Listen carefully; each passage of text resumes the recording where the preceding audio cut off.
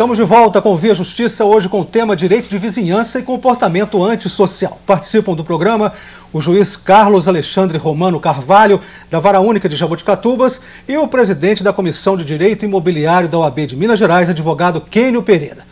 A gente sabe que as brigas dos condomínios são de todos os tipos e tamanhos, mas o que se deve fazer nestes casos? Ir à delegacia ou direto ao judiciário, doutor Carlos?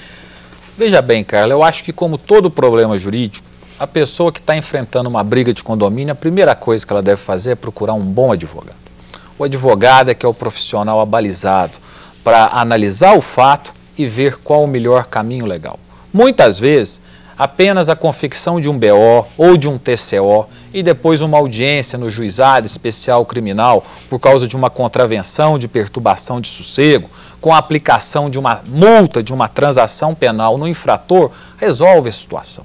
A pessoa reconhece o seu erro e a situação pacifica. Conversar antes seria? Conversar também com pessoas bem educadas, pessoas bem situadas no mundo e que saibam se comportar, uma simples conversa resolve. Quem de nós nunca praticou, às vezes, um excesso num momento ou outro?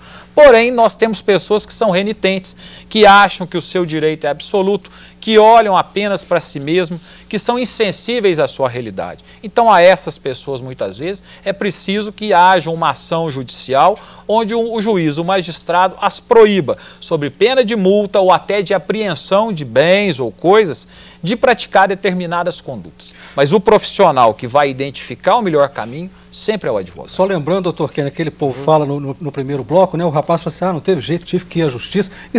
São muitos os casos do pessoal indo nas justiças? São, hoje. Mas eu acho que existe um maior número de casos de omissão, porque o que acontece? A Assembleia de Condomínio, geralmente, é uma situação um pouco desgastante. E pelo fato de haver um amadorismo, de constrangimento entre os condôminos, aquele problema não é conduzido de forma profissional, de maneira a resolver aquela pendência, aquele comportamento antissocial.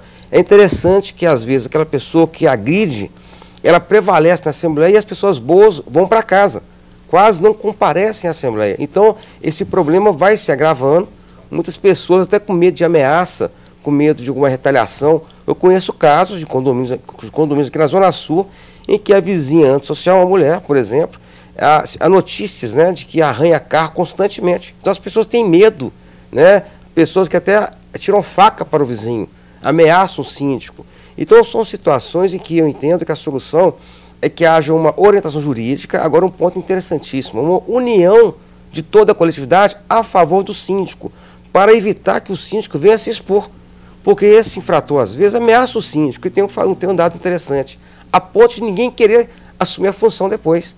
E tem pessoas, como aconteceu naquele povo fala, que mudam do apartamento. Então, eu tenho uma imobiliária. Eu conheço vários casos de proprietários que venderam o apartamento ou alugaram porque não suportaram conviver com aquele vizinho.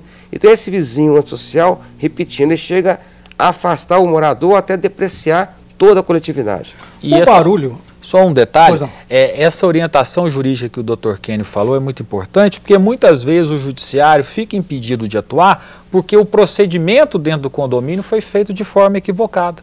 Acontece, vezes, do juiz ter que anular a multa que foi aplicada ao infrator, porque no condomínio não foi dado direito a ele de defesa, não houve um quórum qualificado da Assembleia. Então, todo condomínio deve ter um bom advogado que o oriente. O barulho é um dos maiores problemas enfrentados pela vizinhança. Um dado histórico interessante é do início do século XVII.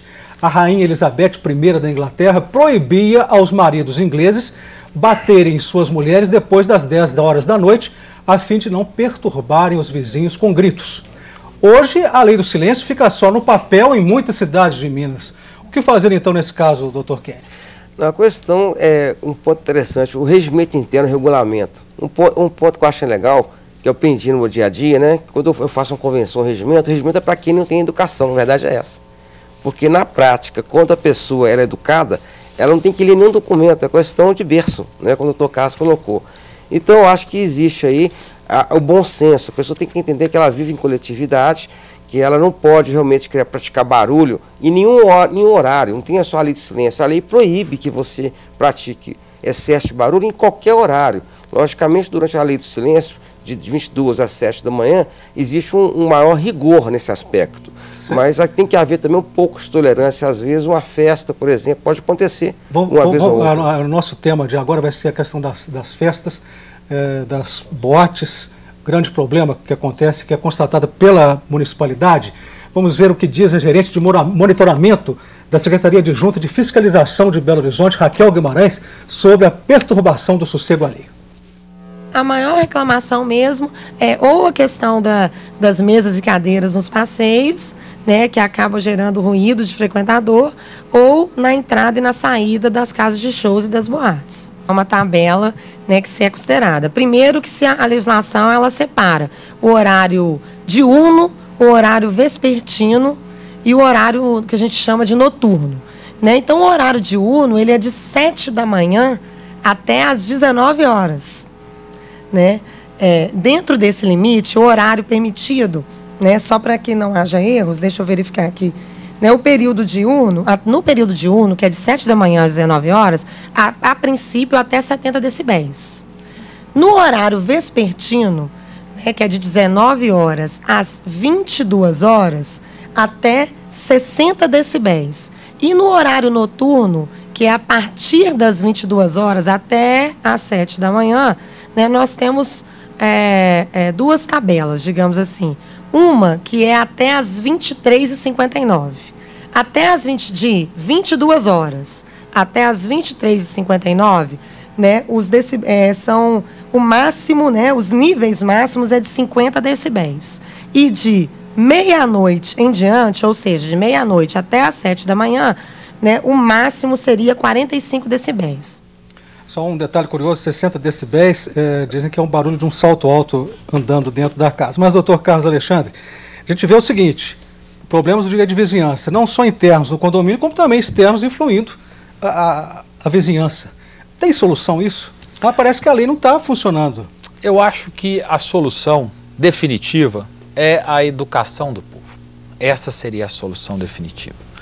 Para a gente viver em sociedade, eu penso que nós não podemos ser excessivamente sensíveis, de maneira que qualquer barulho, qualquer agressão nos ofenda, nos aborreça, mas nós também não podemos ser exageradamente insensível, de maneira que a gente não perceba que há outras pessoas à nossa volta.